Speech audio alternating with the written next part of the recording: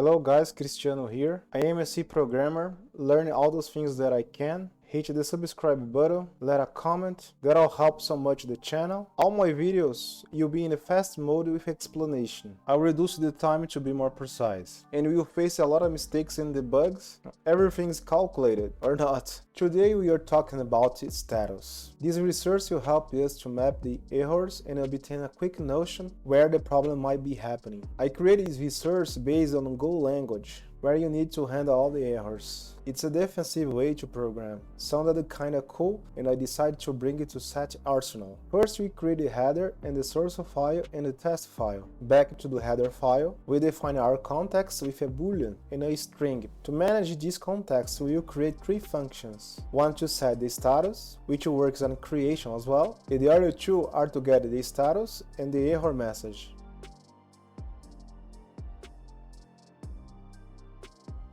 Now we start from set function. This function is kinda weird. You'll see after. We test if the instance is valid, so we can set the context to use the function arguments. In the motive, if there is no error, we set no error message. Here we have a problem. We just can return if the object is valid. So I insert the value to guarantee that it was initialized properly. The same for the motive. I already have a solution, but I didn't implement. Now the test, as always, the headers. Here I'll create a structured person. You see this structure all around my codes. This one just have a name.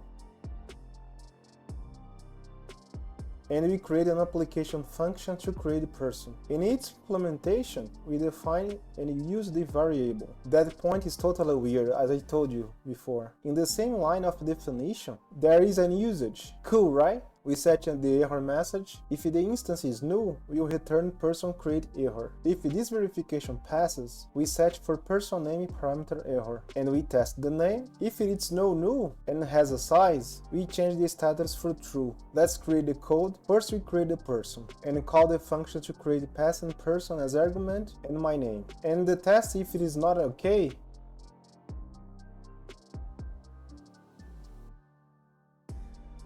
and we test the message error if it is the message was expected.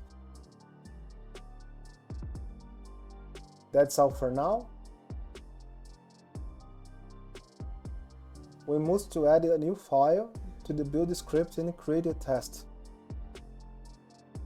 We try to compile here and we got an error. It was a typo in str compare. We need to just fix, try again, and there you go.